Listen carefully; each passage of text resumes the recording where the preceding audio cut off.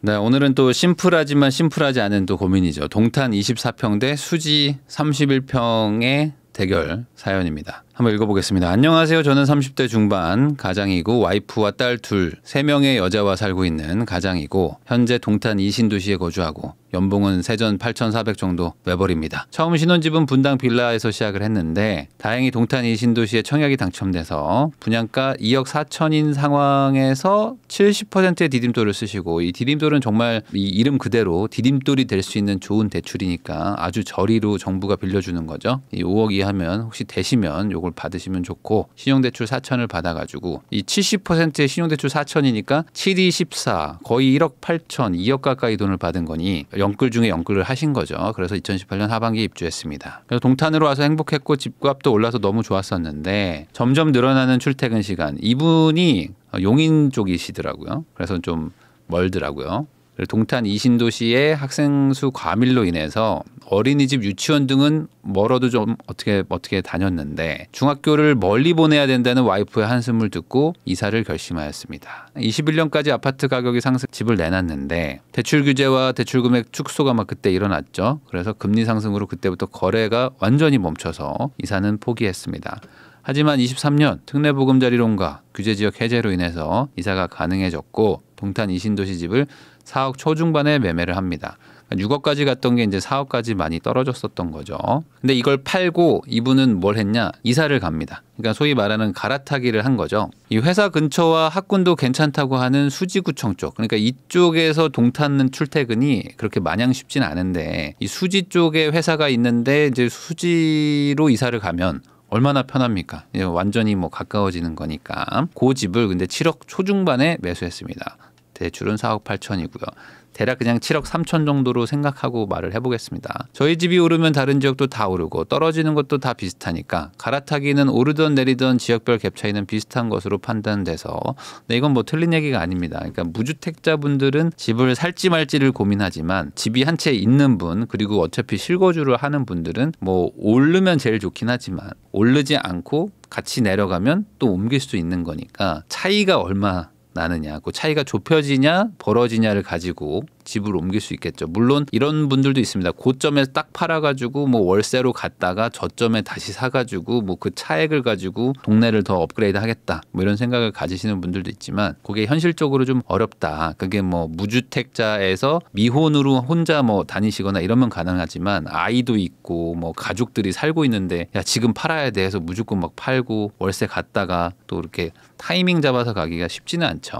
그래서 보통은 이렇게 1주택자가 갈아타기를 하는 거는 뭐 같이 내려가면 옮기고 뭐 같이 올라가도 옮기고 뭐 이렇게 합니다. 근데 보통은 이렇게 올라갈 때 옮기기가 좀 편해요. 왜냐하면 거래를 상대적으로 하기 쉬우니까. 근데 요즘 같은 분위기에서는 상대적으로 거래가 좀 쉽지 않은데 특례보금자리론이 나오면서 이분도 아마 특례보금자리론을 받았겠죠. 그렇게 해서 옮긴 것 같습니다. 대출금이 부담스럽긴 하지만 버티면 되겠지라는 생각으로 이사를 했는데 과연 잘한 선택일까요? 네, 우선 요 분이 이제 요 VS로 골라주시기는 했는데 사실 이미 이사를 했다고 합니다.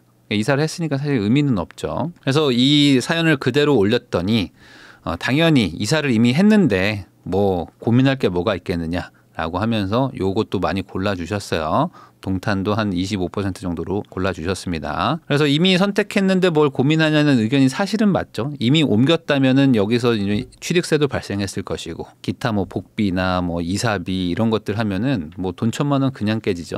그러니까 이미 선택했기 때문에 그리고 지금 와서 뭐 바로 팔고 또 옮길 수도 없는 노릇이니까 그냥 잘 살자 행복하게 사세요 뭐 이런 의견들이 많았는데 제가 이거를 고른 거는 사실 이분을 위해서이기도 하지만 이런 고민을 하는 분들이 많기 때문에 이걸 선택을 했습니다. 지금 내가 조금 더 좋은 동네로 이사를 가면 어떨까. 사실 이게 이사 가기 전이라면 진짜 고민이 되죠. 특히 내가 동탄에 살고 있는 와중에 24평에 살아요. 근데 31평으로 가는 것만으로도 사실은 부담스러운데 더 위치가 좋은 곳으로 가면 금액이 확연하게 늘어버리죠. 그래서 이럴 때 쉽게 선택하는 방법이 있습니다. 뭘까요? 가장 쉬운 건 이걸 쪼개보는 거야. 쪼개보면은 내가 선택이 조금 막 바뀌는 걸 볼 수 있는데 하나씩 설명해 볼게요. 조건을 막 쪼개보는 겁니다. 가장 먼저 할 거. 그냥 아무 조건이 없는 거예요. 자, 그러면 여러분들 한번 골라보세요. 제가 약간 시간을 드릴게요. 자, 동탄 24평과 수지 31평 놓고 보면은 어디가 더 나아 보여요? 수지입니다. 수지입니다. 전 수지 할게요. 동탄 고르는 사람이 어떻게 단 한 명도 없네. 아, 동탄? 네, 물음표 한 분 있고 동탄 나쁘지 않지만 수지가 좋아요. 수지죠. 네. 라고 생각을 하시죠? 왜냐면은 사실 뭐 여기 이 31평도 24평보다 넓으니까 좋고 물론 뭐 동탄이 조금 신축일 수도 있겠지만 내가 강남도 출퇴근할 수도 있고 뭐 출근도 가깝고 하면은 수지로 가는 게 맞지 않나라는 생각을 대부분 하시게 될 겁니다. 맞죠? 자, 그런데 여기서 조건을 추가해 볼게요. 자, 이러면 어떻습니까? 이분이 4억 3천에 파셨어요. 그리고 7억 초반에 사셨다니까 그냥 7억 3천이라고 가정을 해볼게요. 자, 그러면 현금이 한 2억 5천 정도 있으신 거예요. 대출을 4억 8천 받으셨으니까. 물론 뭐 취득세 세금 더 있지만 그런 거 고려하지 않겠습니다. 자, 그러면 저는 현금이 2억 5천 있는 외벌이 가장입니다. 4.3억짜리 집을 살까요? 아니면은 수지에 7억 3천짜리를 살까요? 저는 지금 현재 무주택자입니다라고 하면 어때요? 네, 이렇게 했더니 대부분 다 동탄을 고르시네요. 그러니까 수지가 좋은 건 알겠지만 현금 2.5억이라고 하니까 동탄이 낫지 않나라는 걸로 많이들 가시는 것 같습니다. 왜냐하면 이게 7억 3천이라는 금액을 보면 이거 좀 어려울 것 같은데 라고 생각이 좀 들죠. 자, 그럼 조건 하나 더 추가해 보겠습니다. 자, 이건 어떻습니까? 자, 현금이 2억 5천이 있고요. 아이가 2명입니다. 저희는 이제 아이 교육도 좀 신경 쓰고 뭐 사교육도 좀 시켜야 될 것 같고 이런 상황인데 동탄 4.3억을 살까요? 아니면 수지 7.3억을 살까요? 라고 생각하면 어때요? 그러면 여기서 좀 애매해지는 게 있습니다. 왜냐하면 동탄도 뭐 괜찮지만 수지 약간 조금 좀 어려울 수도 있겠는데 라는 생각도 좀 들고 이거 꼭 매수를 해야 될까? 아니면 좀 다른 대안은 없을까요? 뭐 이런 생각들도 좀 막 들죠. 둘 중에 하나 꼭 골라야 되냐? 이런 얘기들을 지금 하고 계시는 분들도 있는데 이렇게 좀 조건들이 달라집니다. 그러니까 핵심은 뭐냐면 어떤 집이 더 좋아요라는 거는 그 다음 얘기고 우리 가족이 이거를 감당할 수 있느냐, 우리 가족에게 적절하냐를 가지고 어떤 사람한테는 이 집이 되게 나쁜 거고 어떤 사람한테는 똑같은 집인데도 되게 좋은 거가 될 수가 있는 거라는 거죠. 그래서 조건에 따라서 선택도 달라진다는 점을 꼭 기억을 해 주셔야 된다. 근데 여기서 하나 시장을 교란하는 게 나타났습니다. 뭐죠? 바로 이겁니다. 특례보금자리론이 지금 일주일 동안 10조가 팔렸다라는 거 얘기 들어보셨을 겁니다. 그러면서 지금 금리를 또 지금 경쟁적으로 민간 은행들이 낮추다 보니까 안 되겠다. 특례보금자리론인데 이거 금리나 더 해야 되겠다는 얘기까지 지금 나오고 있단 말이에요. 그러면 반대로 이 특례보금자리론이 일주일 만에 10조 가까이 팔리는 이렇게 이유가 뭘까? 이 중에 61%가 기존 대출을 상환하는 거고 새로 사는 거는 한 30% 정도 된다고 합니다. 그러니까 지금 이분이 뭐 팔고 새로 샀으니까 아마 뭐 신규 구매 정도로 되겠죠. 자, 그러면 이게 시장을 교란하고 있다. 왜 그러냐? 아까 제가 말한 거에 조건을 하나 더 넣어볼게요. 이분은 지금 새해 전 8,900의 연봉이 있는 분입니다. 8,900이면 사실 적지 않아서 웬만한 사람들 맞벌이 느낌이긴 하죠. 맞벌이 하는 정도의 연봉이신 분인데 특례보금자리론으로 제가 막 가정을 해봤는데 4.5%의 이자로 제가 가정을 해봤습니다. 계산하기 조금 쉽게. 그리고 만기 한 40년으로 해가지고 체증식으로 좀 가정을 해봤어요. 이게 체증식이 가능하니까. 이렇게 되면은 월 한 180만 원 정도 원리금을 갚습니다. 체증식은 처음에 원금을 갚지 않기 때문에 그냥 이자가 180만 원 나오는 거죠. 자, 그러면 이게 어떻습니까? 이 정도면은 낼만한가요? 잘 계산이 안 되시죠? 이렇게 해보겠습니다. 이게 실수령액 계산기로 돌려보니까 실수령이 약 월 한 600만 원 정도 되더라고요. 이게 상여금을 포함해서 뭐 빼고 뭐 이런 거 하더라도 평균 한 600 정도 되는 거니까 평균 600에서 집에 어쨌든 180만 원을 낼 수밖에 없죠. 180만 원 내고 나면 410만 원이 남아요. 그러면 410만 원을 받으면 생활을 할 수 있나요? 라고 생각하면은 이 정도면 또 낼 것 같은데 이게 지금 기존의 특례보금자리론이 과거의 그런 일반 대출과 좀 다른 게 원금을 지금 갚지 않는단 말이죠. 원금을 안 갚고 이자만 내기 때문에 이거 해볼만 하다고 느껴질 거예요. 그러면 이게 이자가 엄청나게 많이 늘어나고 막 원금이 많이 늘어나느냐? 사실 그런 것도 아닙니다. 왜 그러냐면 1년 뒤에는 182만 원이 돼요. 그리고 3년 정도 지나면 187만 원을 갚습니다. 그리고 5년은 190만 원. 한 10년 정도 지나면 어떻게 되죠? 10년 정도 지나면 한 200만 원 정도 내요. 그러면 그 사이에 뭐 연봉이 오를 수도 있고 그러면 크게 봤을 때 이렇게 10년 정도까지 쓰더라도 최증식은 거의 원금을 안 갚는 수준이라고 보시면 됩니다. 그래서 사실상 거치식 대출과 거의 흡사하다. 그렇기 때문에 이자도 좀 낮으면서 최증식으로 바뀌면 생각보다 낼만한 거예요. 그래서 아마 이런 걸 결정하셨을 수도 있습니다. 근데 여기서 이제 문제가 있죠. 뭐냐면 살 수는 있죠. 살 수는 있는데 이렇게 해가지고 노후 대비나 아니면 진짜 제대로 교육을 시킬 수가 있는가. 이 동네에 왔다는 거는 학군을 좀 생각하시는 거고 그럼 공부도 좀 시키고 사교육도 좀 시키고 싶으셔가지고 오셨을 텐데 생활비나 교육비가 만만치 않을 수가 있다는 거죠. 지금 초등학생을 2명을 키워야 되고 조금 있으면 이제 중학생이 다 되고 조금 있으면 이제 고등학생이 되잖아요. 그리고 조금 있으면 대학생이 될 겁니다. 그러면 요 단순히 지금 초등학생 한 2명 키우는데도 돈이 상당히 많이 들기 때문에 지금 이 상황에서 내가 낼 수 있는가 버틸 수 있는가라고 생각하면 이게 쉽지가 않다. 그래서 기본적으로 내 노후 대비도 하고 하려면 이자를 내는 건 뭐 내는 거죠. 어쩔 수 없이 이제 집에다가 쓴 거니까. 그래도 나머지 400만 원에 한 50%는 저축을 해야 되겠죠. 그러면 이제 연 2,400만 원 정도를 저축을 한다고 가정을 해도 이게 상황 변화가 쉽게 일어나진 않습니다. 그러니까 집을 하나 가지고 있고 일은 하시지만 뭔가 그냥 계속 그냥 쳇바퀴처럼 도는 거죠. 애들한테 돈도 많이 들어가서 아마 노후 대비가 쉽지는 않을 것이다. 거기다가 지금 50% 저축을 가정했지만 이게 가능한 건가라고 생각해 보면 또 그것도 막막할 수가 있어요. 생활비가 410만 원인데 이 중에 200만 원을 저축할 수 있을까? 200 가지고 4인 가족이 수지에서 공부도 시키면서 할 수 있을까라고 생각을 해보는 거죠.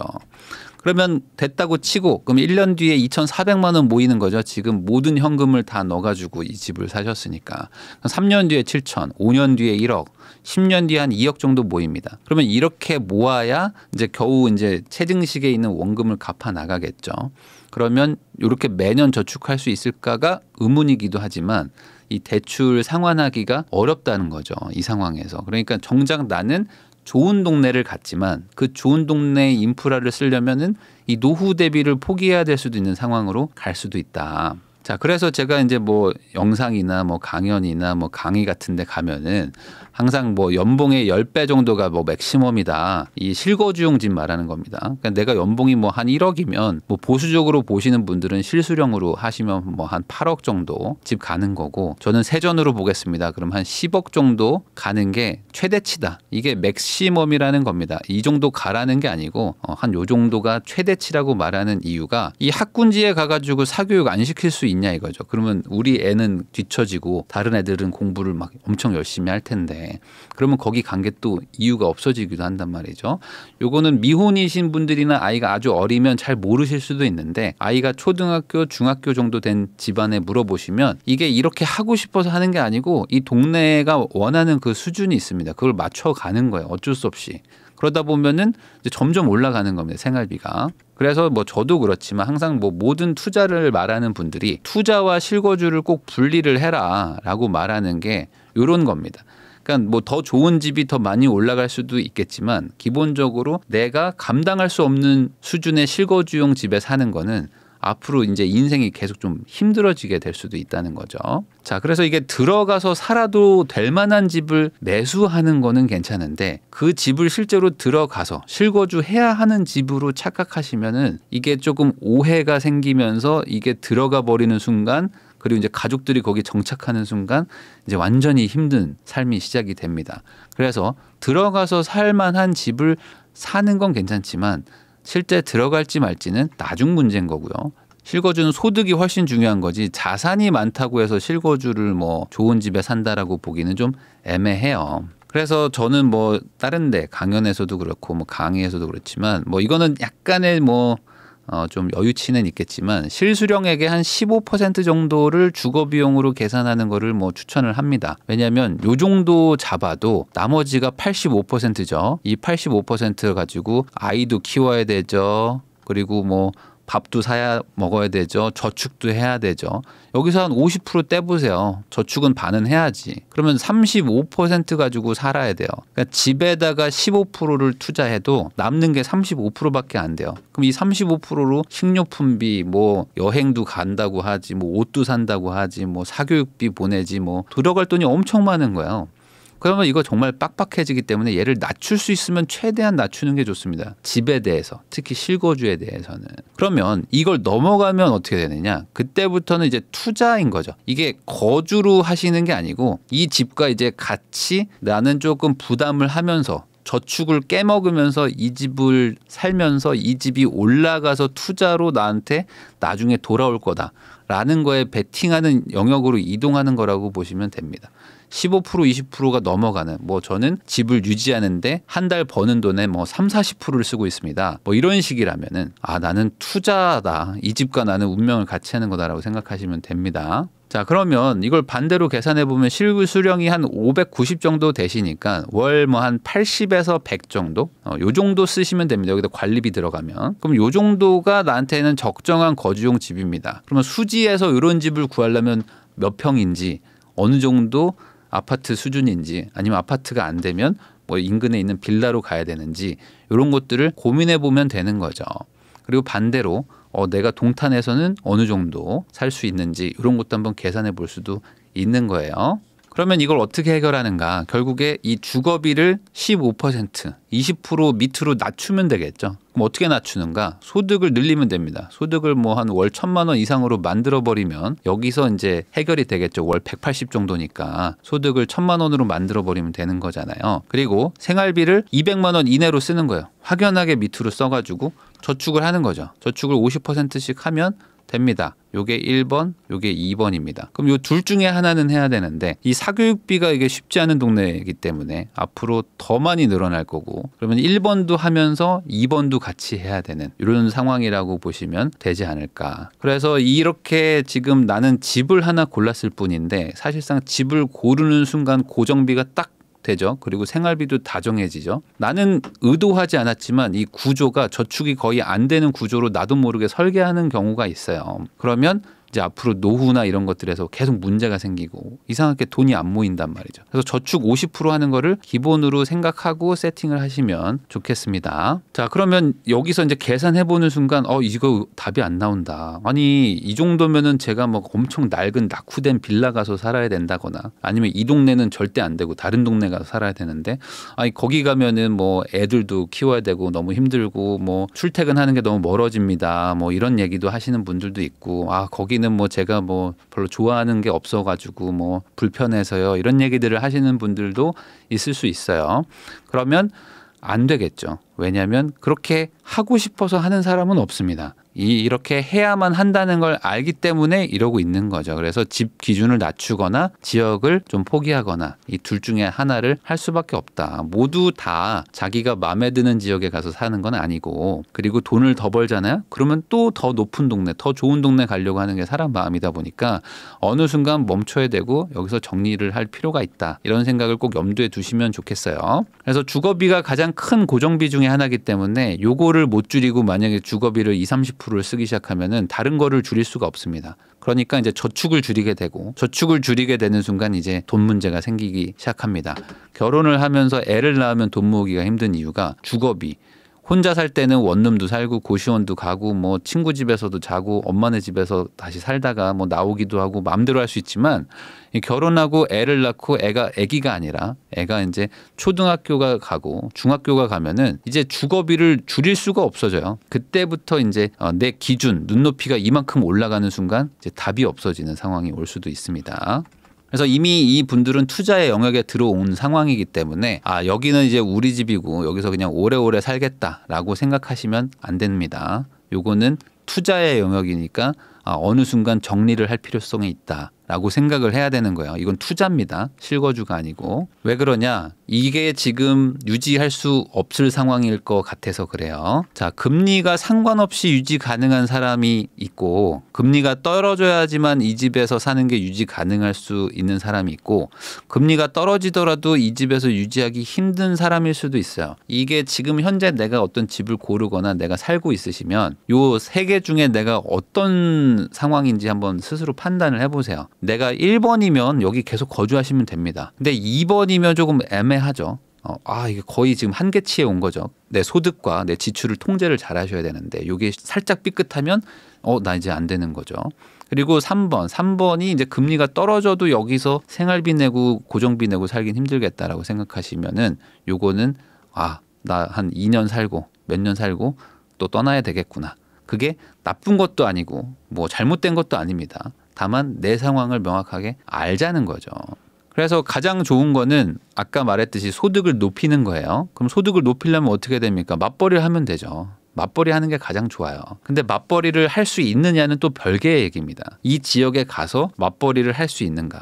맞벌이는 공짜가 아니거든요. 돈을 버는 대신 나가는 돈이 또 생깁니다. 그럼 나가는 돈이 있다면 맞벌이를 하는 게 의미가 있는가? 요것도 생각을 좀 해봐야 돼요. 그리고 맞벌이를 하는 게 가장 의미가 있으려면은 아내분이 지금 주부니까 아내분의 연봉이 또 꾸준히 올라가야 됩니다. 꾸준히 올라갈 수 있는 직업을 고를 수 있어야 돼요. 안 그러면은 또 나중에 돈 문제가 몇 년 뒤로 미뤄질 뿐이지 또 생깁니다. 그러니까 소득을 늘리려고 하겠지만 쉽지 않을 수도 있고요. 그리고 소비를 최대한 줄이려고 하겠지만 그게 쉽지 않을 수도 있다면 요거는 한 3, 4년 정도 상황 보고 지금 많이 뭐 내려갔을 때 사셨다고 하면 요게 뭐 다시 분위기가 반등하거나 하면 그때 나는 지금 투자자기 때문에 투자자로서 이 집에 너무 정을 붙이지 마시고 요게 좀 조금 올라가거나 하면은 내가 요 정도 차익을 봤다 할 때 꼭 정리를 하시고 그 다음에 다시 한번 그때 백지 상태로 만들어서 그때 현금과 그때 자금 상황에 맞춰서 적절한 집으로 뭐 전세가 됐든 월세가 됐든 아니면 뭐 매매로 들어가시든 선택을 하시고 또 투자는 또 투자대로 별개로 하시면 될 것 같습니다.